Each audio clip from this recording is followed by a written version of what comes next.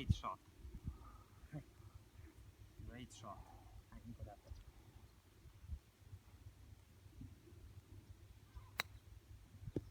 Bravo, mâinile mai întinse în față.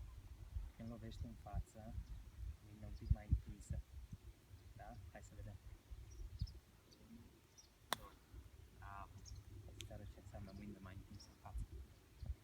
Când lovești în față, Sebi, mă duc, lovesc și mâinile aici așa drepte. Da? Duc mâinile drepte în față aici. Ia să vedem. Aproape, încă o dată.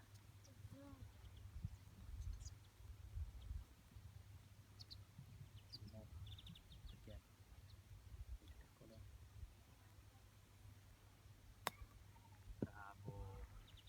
Super shot!